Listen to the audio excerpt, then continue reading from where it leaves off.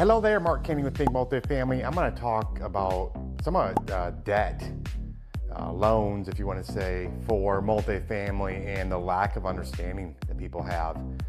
I was at an event this weekend and someone's pretty experienced in the industry, and one, let's clarify that people think that bridge debt is always floating, meaning the rate can change and fluctuate. That's not true all the time. You can get fixed rate bridge debt, and people think that agency like Fannie and Freddie loans are always fixed rate, and that's not true either. You can get floating rate Fannie, Freddie loans as well. So one isn't good and one isn't bad. It depends on the situation. And then a question came up at the event and saying, like, I don't know why anybody would do bridge debt. And the reality is, well, bridge debt might be done because your occupancy isn't high enough. So you need 90% plus occupancy in order to do Fannie Freddie loan. Typically, that's the minimum occupancy.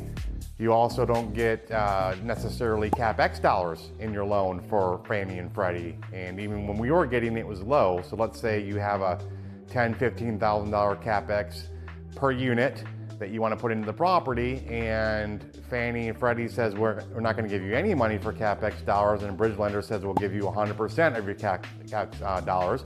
So that's a big difference there.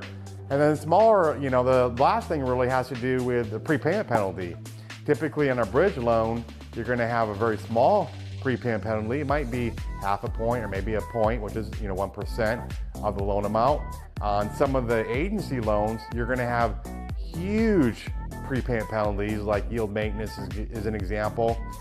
We had a property that had a loan, pretty small overall, like $8.4 million loan, and our prepayment penalty was going to be $2.4 million, which was actually more than the equity we raised for the deal. So understand debt inside and out, understand when it's good to use on a certain property and when it's not. And in some cases, certain debt won't be available to you depending on the property itself. So keep that in mind next time you look at a deal. If this helps you avoid just one costly mistake, imagine what's in the free playbook. Download it below and subscribe so you don't miss the next one.